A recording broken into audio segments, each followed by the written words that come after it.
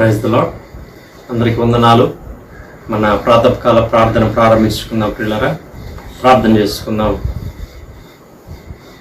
కృపామయుడ, దయామయుడ, కరుణామయుడ యేసయ్య, మీకే స్తుతులు స్తోత్రాలు వందనాలు చెల్లించుకుంటున్నాం నాయన. దేవా, ఆకాశము నా సింహాసనము, భూమి నా పాదపీఠమని సెలవిచ్చిన గొప్ప దేవా మీకు స్తోత్రాలు. ఉన్నతమైనటువంటి స్థలాల్లో నివసిస్తున్నటువంటి గొప్ప దేవా మీకు స్తోత్రాలు చెల్లించుకుంటున్నాం. దేవా, మరి తండ్రి నాయన, ఎంతో అల్పులమైనటువంటి మమ్మల్ని మీరు జ్ఞాపకం చేసుకున్న విధానం అంతటి కొరకు స్తోత్రాలు. దినదినము నూతనమైనటువంటి కృపతో, వాత్సల్యతతో మీరు మమ్మల్ని నింపుతూ నడిపిస్తున్నటువంటి విధానం అంతటి కొరకు మీ స్తోత్రాలు వందనాలు చెల్లించుకుంటున్నాను ఆయన.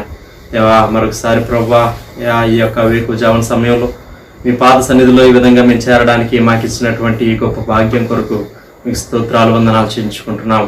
దేవా, దినదినం ప్రతిదినం మీతో మేము సహవాసం చేయడానికి ఇచ్చినటువంటి గొప్ప ఆధిక్యత కొరకు మీకు స్తోత్రాలు వందనాలు చెల్లించుకుంటున్నాను నాయన. అలాగే మరి తండ్రి నాయన 91వ కీర్తన దేవా మరి తండ్రి దినదినం మేము చదువుతూ ఉండగా విశేషంగా ప్రభా మరి తండ్రి నాయన మీ వాక్కులు వాగ్దానాలు మా పక్షంగా మా కుటుంబాల పక్షంగా మీరే నెరవేర్చి దీవించమని ప్రార్థన చేస్తున్నాం. మీ స్తోత్రాలు. నమ్ముట నీ వలనైతే నమ్మవానికి సమస్తం సాధ్యమని వాగ్దానం చేసిన గొప్ప దేవా, దిగో ప్రభా, నమ్మకంతో, విశ్వాసంతో, నిరీక్షణతో దేవా మరి తండ్రి మీ వాక్యాన్ని చదువుతూ ఉండగా దేవా మా పక్షంగా గొప్పగా మీరే నెరవేర్చి మీ నామానికి మహిమ, మాకు క్షేమాన్ని కలుగు చేయమని ప్రార్థన చేస్తున్నాం. మీ స్తోత్రాలు. అలాగే మరొకసారి నాయన మరి తండ్రి మీ వాక్యం ద్వారా మీరు మాతో మాట్లాడండి. మీ సేవకుల ద్వారా మీరు మాతో మాట్లాడమని ప్రార్థన చేస్తున్నాం. విషయాల్లో సహాయం చేయండి. దేవా కృప చూపించండి. అలాగే మరి తండ్రి మీ పక్షంగా నిలబడిపోయేటువంటి సేవకుల్ని మరొకసారి నాయన మీ ఆత్మాభిషేకంతో నింపి బలంగా మీరు వాడుకోమని ప్రార్థన చేస్తున్నాం. మీ స్తోత్రాలు. అలాగే మరి తండ్రి నాయన చివరి ప్రార్థన ఆశీర్వాదముల వరకు మీ సన్నిధించమని ప్రార్థన చేస్తున్నాం. తిరిగి కావాల్సినటువంటి గొప్ప శక్తి, బలము దేవా మరి తండ్రి నాయన మీ యొక్క ఆత్మను మెండుగా మీరు మాకు అనుగ్రహించమని దేవా మీ ప్రియులు వారి వారి గృహాల్లో చేరి ఏకీభవిస్తుండగా విశేషంగా మీ సన్నిధి ప్రతి చోట మీరు ఉంచమని, మీ నామానికి మహిమ తెచ్చుకోమని యేసయ్య నామంలో స్తుతించి ప్రార్థన చేసి అడిగి వేడుకుంటున్నాం పరలోకపు తండ్రి. ఆమేన్, ఆమేన్. కథా ప్రకారంగా 91వ కీర్తన చదువుకుందాం ప్రియులారా. మహోన్నతుని చాటున నివసించువాడే సర్వశక్తి నీడను విశ్రమించువాడు. మహోన్నతుని చాటున నివసించువాడే సర్వశక్తి నీడను విశ్రమించువాడు. ఆయనే నాకు ఆశ్రయము, నా కోట, నేను నమ్ముకున్న నా దేవుడని నేను యెహోవాని గురించి చెప్పుచున్నాను. ఆయనే నాకు ఆశ్రయము, నా కోట, నేను నమ్ముకున్న నా దేవుడని నేను యెహోవాను గురించి చెప్పుచున్నాను. వేటకాని ఊరిలో నుండి ఆయన నిన్ను విడిపించును, నాశనకరమైన తెగులు రాకుండా నిన్ను రక్షించును. వేటకాని ఊరిలో నుండి ఆయన నేను విడిపించును, నాశనకరమైన తెగులు రాకుండా నేను రక్షించును. ఆయన తన రెక్కలతో నిన్ను కప్పును, ఆయన రెక్కల క్రింద నీకు ఆశ్రయం కలుగును. ఆయన సత్యము కేడమును డాలునై ఉన్నది. ఆయన తన రెక్కలతో నిన్ను కప్పును, ఆయన రెక్కల కింద నీకు ఆశ్రయం కలుగును. ఆయన సత్యము కేడమును డాలునై ఉన్నది. రాత్రి వేళ కలుగు భయమునకైనను, పగటి వేళ ఎగురు బాణమునకైనను, రాత్రి వేళ కలుగు భయమునకైనను, పగటి వేళ ఎగురు బాణమునకైనను, చీకటిలో సంచరించు తెగులునకైనను, మధ్యాహ్నం మందు పాడు చేయు రోగమునకైనను నీవు భయపడుకుందువు. చీకటిలో సంచరించి తెగులకైనను, మధ్యాహ్నం మంది పాడు చేయి రోగమునకైనను నీవు భయపడకుందు. నీ ప్రక్కన 1000 మంది పడినను, నీ కుడి పక్కన 10,000 మంది కూలినను అపాయం నీ యొద్దకు రాదు. నీ ప్రక్కన 1000 మంది పడినను, నీ కుడి ప్రక్కన 10,000 మంది కూలినను అపాయం నీ యొద్దకు రాదు. నీవు కనులారా చూచుచుండగా భక్తిహీనులకు ప్రతిఫలం కలుగును. నీవు కనులారా చూచుచుండగా భక్తిహీనులకు ప్రతిఫలం కలుగును. యెహోవా నీవే నా ఆశ్రయము అని నీవు మహోన్నతుడైన దేవుని నీకు నివాస స్థలముగా చేసుకుని ఉన్నావు. యెహోవా నీవే నా ఆశ్రయము అని నీవు మహోన్నతుడైన దేవుని నీకు నివాసస్థలముగా చేసుకుని ఉన్నావు. నీకు అపాయం ఏమీ రాదు, ఏ తెగులును నీ గుడారము సమీపించదు. నీకు అపాయం ఏమీ రాదు, ఏ తెగులును నీ గుడారమును సమీపించదు. నీ మార్గములన్నిటిలో నిన్ను కాపాడుటకు ఆయన నిన్ను గూర్చి తన దూతలకు ఆజ్ఞాపించును. నీ మార్గములన్నిటిలో నిన్ను కాపాడుటకు ఆయన నిన్ను గూర్చి తన దూతలకు ఆజ్ఞాపించును. నీ పాదములకు రాయి తగలకుండా వారు నిన్ను తమ చేతుల మీద ఎత్తి పట్టుకుందరు. నీ పాదములకు రాయి తగలకుండా వారిని తమ చేతుల మీద ఎత్తి పట్టుకుందరు. నీవు సింహములను నాగుపాములను త్రొక్కెదవు, కొదమ సింహములను భుజంగములను అనగద్రొక్కెదవు. నీవు సింహములను నాగుపామును త్రొక్కెదవు, కొదమ సింహము భుజంగమును అనగద్రొక్కెదవు. అతడు నన్ను ప్రేమించుచున్నాడు గనుక నేను అతన్ని తప్పించదను, అతడు నా నామం ఎరిగిన వాడు గనుక నేను అతన్ని కనపరచదను. అతడు నన్ను ప్రేమించుచున్నాడు గనక నేను అతన్ని తప్పించదను, అతడు నా నామం ఎరిగినవాడు గనక నేను అతను కనపరచదను. అతడు నాకు మొరపెట్టగా నేను అతనికి ఉత్తరం ఇచ్చేదను, శ్రమలో నేను అతనికి తోడై ఉండేదను, అతను విడిపించి అతన్ని గొప్ప చేసేదను. అతడు నాకు మొర్ర పెట్టగానే అంతకు ఉత్తరం ఇచ్చేదను, శ్రమలో నేను అతనికి తోడై ఉండేదను, అతను విడిపించి అతను గొప్ప చేసేదను. దీర్ఘాయువు చేత అతనిని తృప్తిపరచదను, నా రక్షణ అతనికి చూపించదను. దీర్ఘాయువు చేత అతను తృప్తిపరచదను, నా రక్షణ అతనికి చూపించదను. ఆమేన్. దేవుని వాక్యం విన్న పిల్లరా, దైవజనులు ప్రదర్శకులు గారు వచ్చి మనకు దేవుని వాక్యాన్ని అందిస్తారు. ప్రభు నామములో మీకు వందనాలు. నిర్గమకాండ గ్రంథం 15వ అధ్యాయం 27వ వచనం చదువుకుందాం.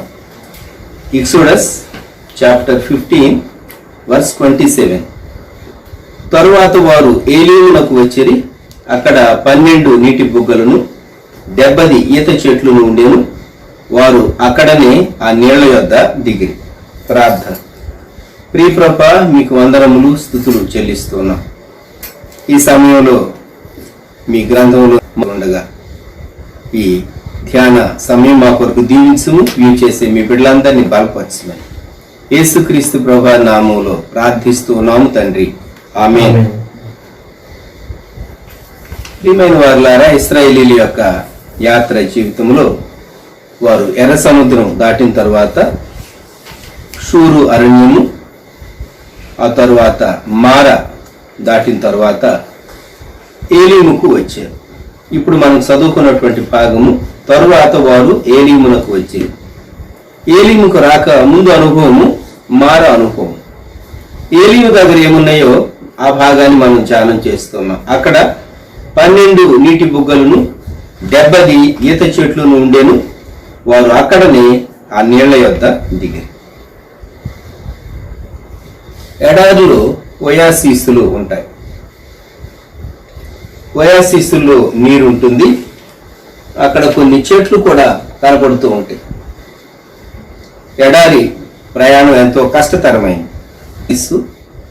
బాటసారికి సేద తీరుస్తుంది. ఏలీము అటువంటి ఒయాసిస్. ఏలీము చూచినప్పుడు వారికి ప్రాణము లేచి వచ్చింది, లేక ప్రాణము తెప్పరిల్లింది. వారు రిఫ్రెష్ అయ్యారు. ఆ డెజర్ట్ ఏరియా చాలా భయంకరంగా ఉంటుంది. వాస్తవంగా ఇజ్రాయెల్, ఈజిప్టు ఆ మార్గమధ్యంలో ప్రయాణం చేసేటప్పుడు చూస్తే మనకి ఈ విషయం చాలా స్పష్టంగా అర్థమవుతుంది. ఇక్కడ ఏలీము ఒయాసిస్. ఏలీం అనేటటువంటి పేరుకు అర్థం పొట్టేలని అర్థం ఉన్నది, బలమైన అని అర్థం ఉన్నది, అలాగే దుప్పి అని కూడా అర్థం ఉన్నది. 3 అర్థాలు ఉన్నాయి ఏలీము. ఏల్ అనేటటువంటి శబ్దం దేవుణ్ణి హెబ్రీ భాషలో తెలియపరుస్తుందని మనం ఎరుగుదాం. ఏలీము దగ్గర వారు క్యాంప్ వేసుకున్నారు ఇశ్రాయేలీలు. అది దేవుని చిత్తమును బట్టే. మారా తరువాత ఏలీము అనుభవం. ఏలీము అనుభవాన్ని గురించి ఈ ఉదయకాలం మనం మాట్లాడుకుంటూ ఉన్నాం. 12 నీటి బుగ్గలు. 12 నీటి బుగ్గలు. బైబిల్ గ్రంథంలో ఏ మాట కూడాను అనవసరమైనది, అర్థము లేనిది వ్రాయబడలేదు. ప్రతి పదము వెనుక, ప్రతి వాక్యము వెనుక ఎంతో నిగూఢమైనటువంటి ఆత్మీయ అర్థాలు దాగి ఉన్నాయి. ఇశ్రాయేలీలు వారు 12 గోత్రాలకు చెందినటువంటి వారు కనుక వారు క్యాంప్ వేసినటువంటి స్థలం 12 నీటి బుగ్గలు ఉన్నాయి. 12 నీటి బుగ్గలు ఉన్నాయి. ఆ నీటి బుగ్గల్లో నీరు వారి ప్రాణాలను తెప్పరిల్ల చేసింది. ఎవరైతే యేసుక్రీస్తు ప్రభువును విశ్వసిస్తారో, ప్రభు అన్నాడు యోహాను సువార్త 7వ అధ్యాయం 38వ వచనంలో ప్రభు వారు ఈ మాట సెలవిచ్చారు. యోహాను సువార్త 7వ అధ్యాయం 38. నా యందు విశ్వాసం ఉంచువాడు ఎవడో లేఖనము చెప్పినట్టు వారి కడుపులో నుండి జీవజల నదులు పారునని బిగరగా చెప్పారు. ప్రభువును విశ్వసించినటువంటి వారు నీటి బుగ్గ వంటి వారు. వారిలో నుండి మధురమైనటువంటి వాక్యం ప్రవహిస్తుంది. యేసుక్రీస్తు ప్రభు యొక్క శిష్యులు 12 మంది అని మనకు తెలుసు. మత్తయి సువార్త 10వ అధ్యాయంలో యేసు ప్రభు వారు తనకిష్టమైనటువంటి వారిని ఆయన పిలిచి శిష్యులుగా ఏర్పరచుకొని వారికి అధికారం ఇచ్చారని మత్తయి సువార్త 10వ అధ్యాయం 1వ వచనం నుండి, ఆయన తన 12 మంది శిష్యులను పిలిచి అపవిత్రాత్మలను వెలగొట్టుటకును ప్రతి విధమైన రోగమును ప్రతి విధమైన వ్యాధిని స్వస్థపరచుటకును వారికి అధికారం ఇచ్చాను.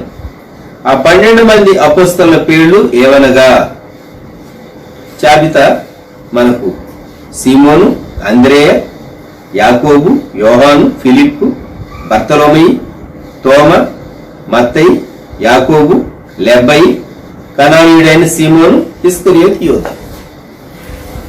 ఈ 12 మంది జాబితా మనం చదువుతాం. యేసుక్రీస్తు ప్రభు శిష్యులు 12 మంది. అయితే వారికి అధికారం ఇచ్చాడని పైన ఉన్నది. అపవిత్రాత్మలను వెడగొట్టుటకు ప్రతి విధమైన రోగము ప్రతి విధమైన వ్యాధిని బాగు చేయటానికి. ఇక్కడ ఈ 12 నీటి బుగ్గల దగ్గరకు రాక మునుపు ఒక కండిషనల్ బ్లెస్సింగ్ కనబడుతుంది. నేను స్వస్థపరిచి యెహోవాను నేనే అని. నిర్గమకాండం 15:26 వచనం చివరి భాగం. 26 వచనం ప్రారంభంలో ఆయన కట్టడలను అనుసరించి నడిచిన ఎడల స్వస్థత క్షేమం, స్వస్థత క్షేమం. ఇక్కడ 12 మంది శిష్యులకు వ్యాధులపైన అధికారం ప్రభువైన యేసుక్రీస్తు వారు ఇచ్చాడు. పాత నిబంధనలో మనము మోషే కాలంలో సంఖ్యాకాండంలో మోషే వేగుల వారిని పంపించాడు. వాగ్దాన దేశాన్ని వేగు చూచి రమ్మని సంఖ్యాకాండం 13వ అధ్యాయంలో వేగుల వారిని పంపించాడు. ఇది దేవుడు సెలవిచ్చిన మాట చొప్పునే. సంఖ్యాకాండం 13, యెహోవా మోషేకి ఇలాగున సెలవిచ్చాను, నేను ఇశ్రాయేలీయులకు ఇచ్చుతున్న కనాను దేశము సంచరించుటకు నీవు మనుషులను పంపు, వారి పితల గోత్రములో ఒక్కొక్క దాని నుండి ఒక్కొక్క మనుషుని మీరు పంపాలి, వారిలో ప్రతివాడు ప్రధానుడై ఉండవాలి. సో 12 మంది పంపించబడ్డారు. 10 మంది చెడ్డ సమాచారం తెచ్చారు, 20 మంచి సమాచారం తెచ్చారని అధ్యాయము తర్వాత వచనాల్లోనికి వచ్చేసరికి మనము గమనిస్తాం. మంచి సమాచారం తెచ్చినటువంటి వారు ఆ దేశాన్ని మనం జయించడానికి శక్తి చాలునని 30వ వచనం సంఖ్యాకాండం 13:30, కాలేబు మోషే ఎదుట జనులను నిమ్మళపరచి మనము నిశ్చయముగా వెళుదము, దాన్ని స్వాధీనపరచుకుందుము. యెహోషువ, కాలేబులు వారు ఏకీవించి చెప్పినటువంటి మాట మోషేకు. అయితే మిగిలినటువంటి వారు చెడ్డ సమాచారం తెచ్చినందువల్ల 14వ అధ్యాయం 1వ వచనంలో, అప్పుడు ఆ సర్వ సమాజము ఎలుగెత్తి కేకలు వేసెను. ఈ 12 నీటి బుగ్గలు మనకేం జ్ఞాపకం చేస్తాయి అంటే, రక్షించబడినటువంటి ప్రతి విశ్వాసి ఒక బాధ్యత కలిగినటువంటి స్థానంలో ఉన్నాడు. అతడు శుభవర్తమానాన్ని అందించేటటువంటి నీటి బుగ్గగా ఉండాలి. అపోస్తలులు ఎలాగూ వారు యేసుక్రీస్తు ప్రభు యొక్క సువార్త అందించారో అలాగూ. ఎఫ్సీ పత్రికలో పౌలు భక్తుడు అంటాడు, 2వ అధ్యాయం 20వ వచనంలో, క్రీస్తు యేసే ముఖ్యమైన మూలరాయి అయి ఉండగా అపోస్తలులను ప్రవక్తలను వేసిన పునాది మీద మీరు కట్టబడి ఉన్నారు. దేవుని బిడలమైనటువంటి మనం ఆయన నియమించినటువంటి మన విధి శుభవార్తను సువార్తను ప్రకటించటం. జీవజల నది విశ్వాసిలో నుండి యేసుక్రీస్తు ప్రభు యొక్క రక్షణ సందేశం ప్రవహించాలి. అది బాటసారికి దప్పిక తీరుస్తుంది. లోకంలో ఎండమావులు కనబడతాయి. ఎండమావుల్లో నీరున్నట్టుంటుంది. చేసింగ్ ఏ మిరేజ్ అంటారు. ఎండమావుల్లో నీరు ఉంటుందా? ఉండదు. ఆ సూర్యకిరణాలు వక్రీభవనాన్ని బట్టి, ఆ శాండ్లో పడినటువంటి దాన్ని బట్టి మనకు అలాగూ భ్రమ కలుగుతుంది. నీరు ప్రవహిస్తున్నట్టుగా కనిపిస్తుంది. ఎండమావులు ఎంత చేంజ్ చేసినా అక్కడ నీరు ఉండదు, వాటిని అందుకోలేము. లోకము దాని నటన అలాగే ఉన్నది. అయితే నిజమైనటువంటి విశ్వాసి ప్రభు అయినటువంటి యేసుక్రీస్తు యొక్క వయాసిస్గా ఆయన వాక్యాన్ని చల్లని మధురమైనటువంటి శ్రేష్టమైనటువంటి దేవుని వాక్కును అందించేటటువంటి ఒక వయాసిస్గా, ఒక స్ప్రింగ్గా ఉంటాడు. మధురమైనటువంటి నీటి ఊటగా ఉంటాడు. శ్రేష్టమైనటువంటి జలం ఉబికేటట్లు. అప్పుడు మనము అలసినటువంటి బాటసారికి క్షేమాన్ని కలిగించగలం, వారి ప్రాణాన్ని తెప్పరిల్లి చేయగలం. యేసుక్రీస్తు ప్రభు శిష్యులైతే శరీరములకు ఆరోగ్యము, ఆత్మకు క్షేమం రెండూ కలిగించేటటువంటి ప్రాజెక్టు వారు చేపట్టారు. వ్యాధిని స్వస్థపరిచారు, అలాగే శుభవార్త వారు ప్రకటించారు.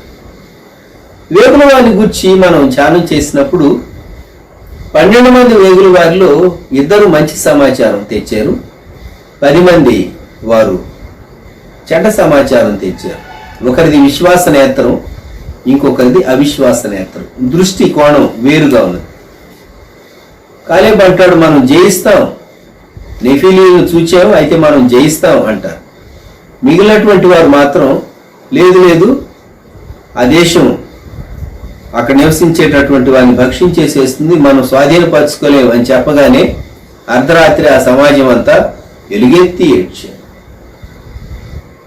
మనము దేవుని బిడ్డలంగా, యేసుక్రీస్తు ప్రభువుని విశ్వసించినటువంటి వారంగా, శిష్యత్వపు మెట్టులోనికి ఎక్కినటువంటి వారంగా మనం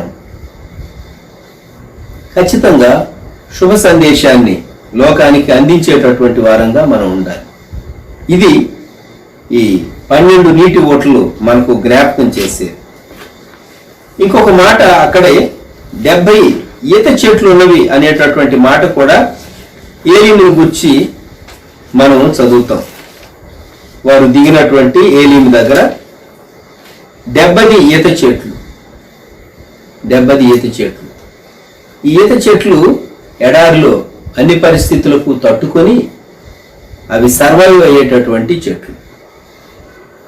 నీతిమంతులు అన్ని పరిస్థితుల్లో ధైర్యంగా నిలవబడతారు ప్రభు కొరకు, యథార్థవంతులు. ఇది మనం జ్ఞాపకం ఉంచుకోవాలి.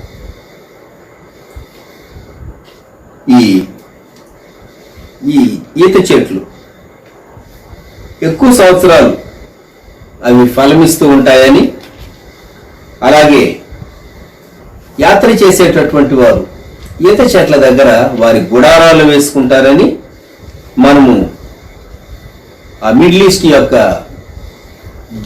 జాగ్రఫీ చదివినప్పుడు మనకు అర్థమవుతుంది. అంతేకాదు యేసుక్రీస్తు ప్రభువు యెరూషలేములో ప్రవేశించినప్పుడు చెట్ల కొమ్మలు తీసుకొచ్చారు.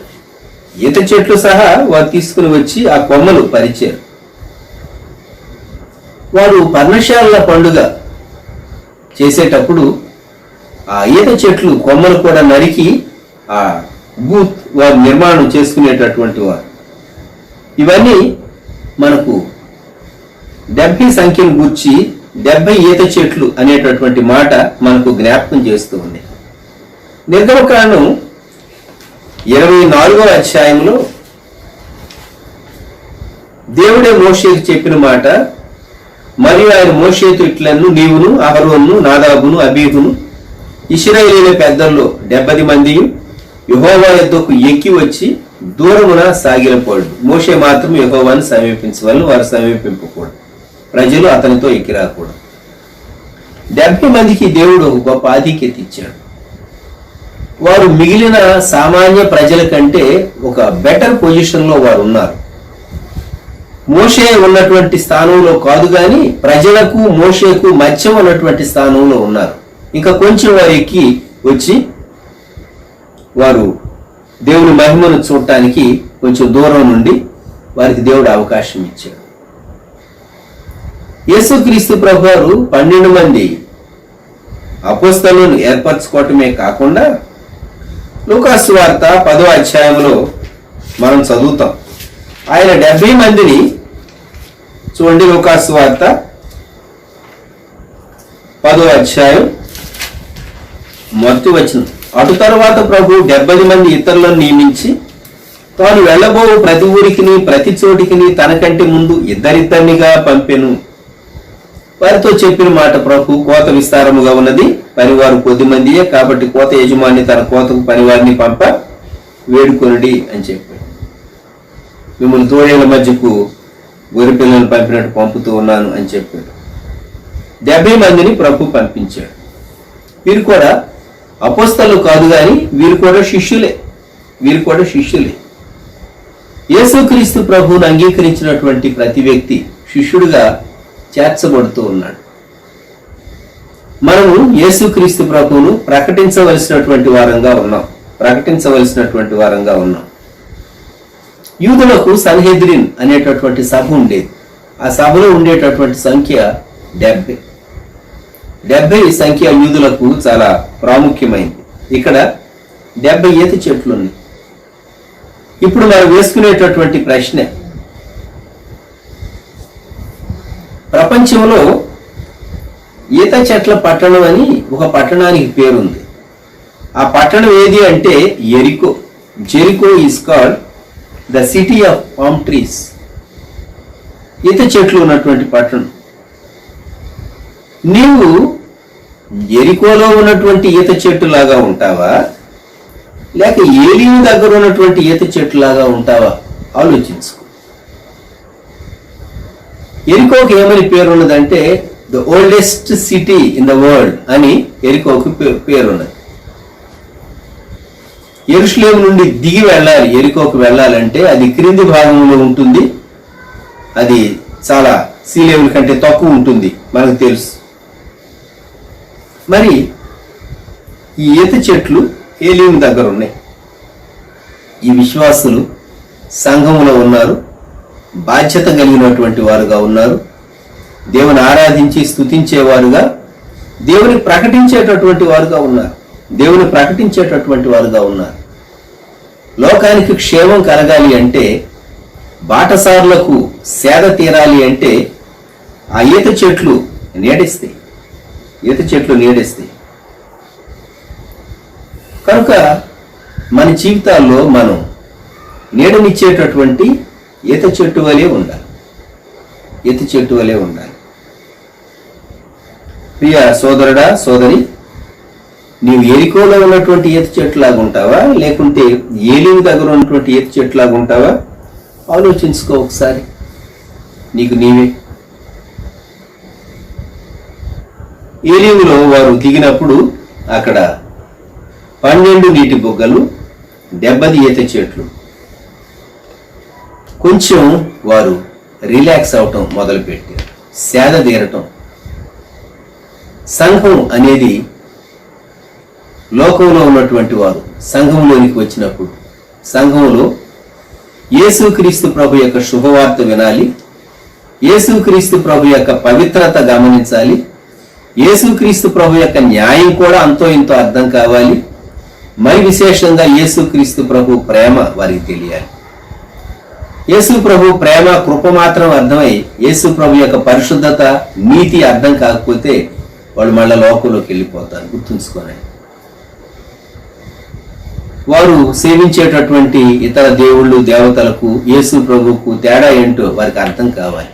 ఆయన పరిశుద్ధుడని, నీతిమంతుడని, న్యాయాధిపతి అని, మానవులందరి పాప భారాన్ని తనపైన వేసుకున్నాడని వారు గ్రహించాలి. ఎడారి యాత్ర ఈ లోకయాత్రలో ఏలీం, ఓయాసిస్, మన షారోన్ సంఘాల్లో, మన్నార్ కోలూరులో, న్యూ కాలనీలో ఉన్నటువంటి సంఘానికి ఏలీం సంఘము అని పేరుంది, ఏలీం చర్చ్.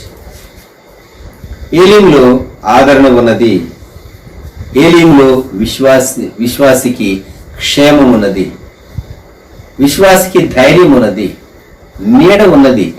ఎండ శోధనను సూచిస్తుంది, శ్రమను సూచిస్తుంది, నీడ ఆదరణను సూచిస్తుంది.